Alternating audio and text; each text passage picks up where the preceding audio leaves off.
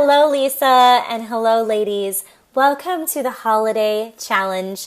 All the fun. We're really launching into it today with our first celebrity mentor, Lisa. And I know you guys are going to be I don't even know the word to describe what you're going to feel from this challenge, but I know you're going to remember it forever. It's one that we've done in a certain way in the years past, and we're going to experience it in a new way with Lisa today.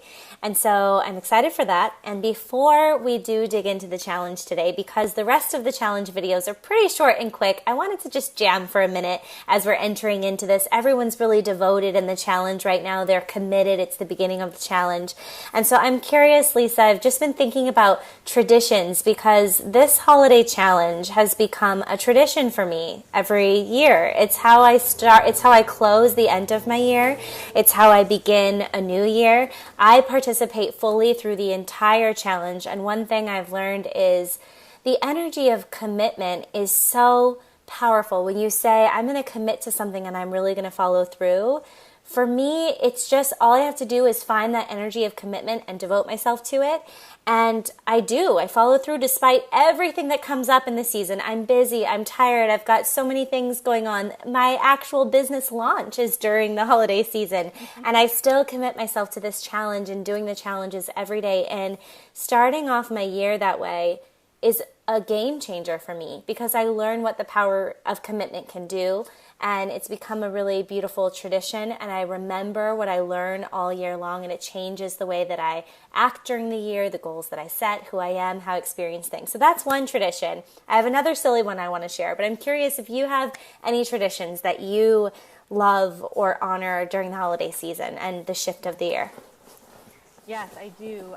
I think one thing that's really important for me is to take like 1 to 2 weeks, hopefully two, completely off from my business, from my work, from any obligations, just so that I can have those 2 weeks, not to just like do nothing, but more to use that time to really go within and do a review, which is part of what the challenge we'll have today is about, but do a review of the year, but also to really just kind of check back in with my soul, check back in with myself, and see, okay, you know, like what's happened this year, what's true for me right now, and then from there, just spend 2 weeks doing things that are really nourishing to what's true for me right now, and just resting, like pure rest. I even like kind of get off social media a little bit, and I just really try to disconnect so I can connect with myself on a deeper level and refill my cup so I can give it my all next year.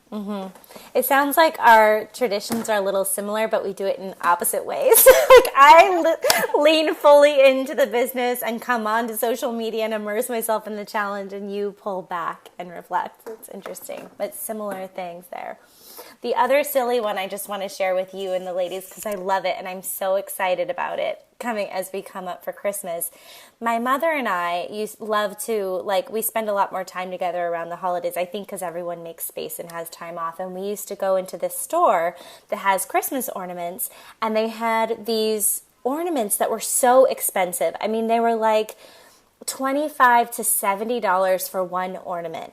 And they were the stupidest looking ornaments, some of them, like the most odd things that we couldn't figure out, one, why you'd buy it for a penny, and two, why you would spend so much for an ornament.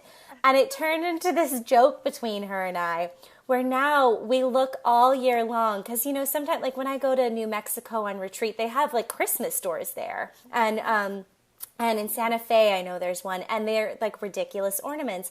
So we've started to buy these expensive, ridiculous ornaments. So somehow we made fun of the people that would buy them and then became the people that now buy them. But we have what's called a stupid tree, is what we call it. And it's full of ridiculous, silly, crazy ornaments. And so we have two trees during the year. One is the real Christmas tree and the other is the stupid tree. And I get so giddy and excited about it. And it's become such a tradition. And it's something I share with my mother-in-law that I love, and I can't wait to pass it on and bring Violet, my daughter, into the mix of it too. I love that. That's awesome. Yeah, so I just wanted to share that because I think it's funny and fun, and I always give a shout out to my mother-in-law. She appreciates it. But the other thing that has become a tradition is this challenge, because the first time you did it, it really spoke to me. And so I'm really excited to hear what you have to say about it now, and for you to share it with the women. So go ahead and take it away, Lisa. Yes. So I love giving this exercise to my clients at the end of the year, at the end of our programs, whatever it is, right? At the end of anything. This is a really great way to kind of conclude and close out the container before you move into the next thing. And the reason I give it is because one thing I noticed is that us women who are ambitious and want to achieve amazing things in the world, very much like the women who are here today watching this, and who are here to just do great things, we tend to accomplish something and just be like, okay, what's the next thing? And go on to the next thing. And we don't take a moment to stop and go, wait a minute, I just did something awesome. I'm going to pat myself on the back. I'm going to recognize what I just did, how far I've come. And then with understanding how far I've come and that like jolt of inspiration from really acknowledging that, I can then take that energy and use it to move forth into my next goal. And I find that it's very easy to like get down on yourself and criticize yourself thinking you haven't gotten to where you want to go. But if you actually start looking at all the things you accomplished this year, or even just in the last 6 months or whatever it might be for you, you really start to be like, I'm really kind of being hard on myself. I actually really did accomplish a lot this year. I did grow. And I find that if you're going to go into new goals and you're going to expand, you want to go in with that energy of feeling proud of yourself and feeling good, because you're just going to have so much more energy to accomplish those things that way. So here's the exercise. So what I want you to do is right now, as you're listening to this, close your eyes and go all the way back to the beginning of the year. Oh my gosh. This year was a big one, Lisa. I know. So this was a big year for a lot of people. So go back to the beginning of the year and just see yourself there. See what you're wearing, see what you look like, and then step inside of her and just see how she was feeling, what was going on for her. Just really feel what it's like to be you at the beginning of the year. Make note of what was going on. And then let that image go and move forward in the timeline of your life to right now. And notice the difference between how you feel in your body, how you feel internally. You might even look different, right? Notice the differences between now and the beginning of the year.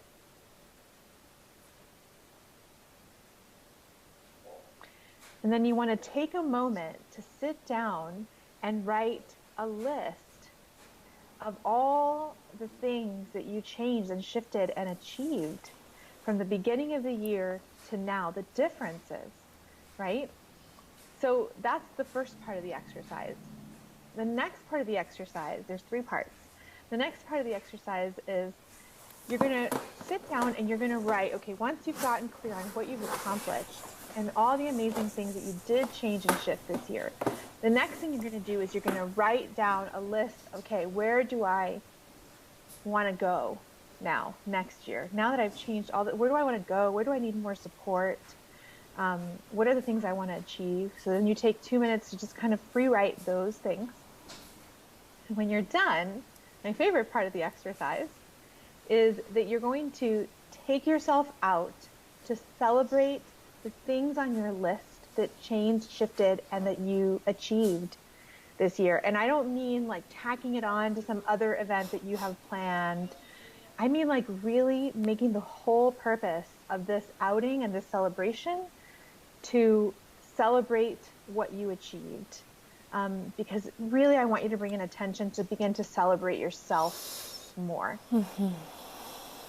I am so like amazed even in the first instant of just scrolling back, all the things that you forget, and it's like an immediate, and maybe because I'm familiar with this a little bit now, so the first time I do remember that there is a point for some of us where we feel like it's a little bit hard, but like you can, once you start small and you just start thinking of all the little accomplishments, sometimes I even go each month if I forgot, like what was I doing in January last year? What was I doing in February? Like really going through, it's like all these things start coming up, and I'm surprised that it can fill pages and pages of accomplishments. And when I can seemingly sit here feeling like, I don't know if I got anything done this year. I don't know if I hit the mark this year. It's beautiful. Yeah. And the other thing I love about it is that, you know, sometimes we start the year out with certain goals, right? And we think those are the goals we want. And we get to the end of the year and we think, God, I didn't achieve that goal. I suck. But actually, maybe the goal you achieved, which was actually much bigger than what you had dreamed for yourself, or you actually achieved something that was much more in alignment with what you really wanted. So I think it's just really good. Like you said, it's just really easy to lose perspective and think, you know, gosh, you know, what did I do in January? What did I do in April? And when you look back on it, even for me, when I look back on my year, I'm like, oh my God, where I was in January to where I am now is amazing. Amazing. One of the things we do a lot in Mentor Masterclass, the actual class, every week I have the women, I hold them accountable, and then we celebrate when they follow through. Every week. And the reason is because we don't. So many of us women don't. Like you said, we're right on to the next goal. But we also have this relationship where we want to feel more confidence. We want to feel like a leader, but we're constantly telling ourselves with our inner voice what we haven't done yet, what's left to do. And like you said, we never actually update when we set a goal. If it's something simple or really challenging and we follow through, when we update our systems intentionally, like you said, especially creating an event around it or just a moment that's for that celebration and honoring, our confidence and integrity increases because we say, hey, look, when I say I'm going to do something, I do it, rather than always only calling out the things that we don't do. And then our inner voice shifts and our confidence, we pull our shoulders back, we're a little bit more sovereign in our lives when we celebrate. So it's so important and so overlooked, and I'm so excited to begin the challenge from this place of intention, and it's such a powerful exercise, Lisa. Thank you so much, Lisa. Thank you, ladies, for this. So this is the beginning of the challenge. Let me give you just a little reminder of how to share. Below this video, you're going to find Lisa's social media handle where you can really engage with her and share. Oh, we didn't tell them. Lisa, do you have any ideas of how you want them to share a picture? Because the best part of the challenge is being in the sisterhood and the community and seeing what other people are doing and encouraging each other. So we use the hashtag #HolidayChallenge, and everyone can find the pictures or the updates that way. We're going to share Lisa's handle and mine below. But Lisa, how do you want them to share this? Do you have any ideas for them? Yes. My favorite thing is to see pictures of the celebration. So I think it's really fun to see then using the hashtag, the pictures of how your other sisters are celebrating. So what I'd say is when you go out, it's sort of like accountability plus celebration. So when you go out to celebrate your accomplishments, take a picture, post it, tag me and Jay, use the hashtag, and that way we can all celebrate you. Awesome, too, because if you we're going on solo dates, probably most of us, every once in a while I'll invite someone on the celebration, but they need to know that this is a party to celebrate me. So if you do that, make sure that the person knows they can bring a celebration too. But if you go out alone, you're not going to be alone, because what's so amazing is you can join us on the hashtag and really see everybody and what they're doing, and we can connect in a really powerful and beautiful way. Yeah, I love seeing every year the celebrations. It's so much fun. Me too. And Lisa's really great, actually. She always comments and looks at everyone. That's something that I've learned through the past challenges. So you can really probably put your bottom dollar on the fact that she'll be there and with you and celebrating and paying attention. So ladies, without further ado, please go take on this exercise from Lisa. We look forward to celebrating with you later and checking in and seeing those pictures. Make sure to read really carefully, since it's the first day of the challenge, the prompts below. There's 5 special steps, including how to enter that extra workbook and that prompt question that might get you a full ride scholarship to Mentor Masterclass. And choose the energy of commitment today. If you choose today that you're going to stay in this challenge, you're going to give it your all from now to the end, I promise you incredible transformations, not only from what you'll experience here, but also what you'll learn from that ability to commit yourself in the new year and in other goals and dreams in your life. It's going to have a profound impact. So I also share that invitation with you. Thank you, Lisa. I love you so dearly. And ladies, I'm so excited for you. We'll see you tomorrow.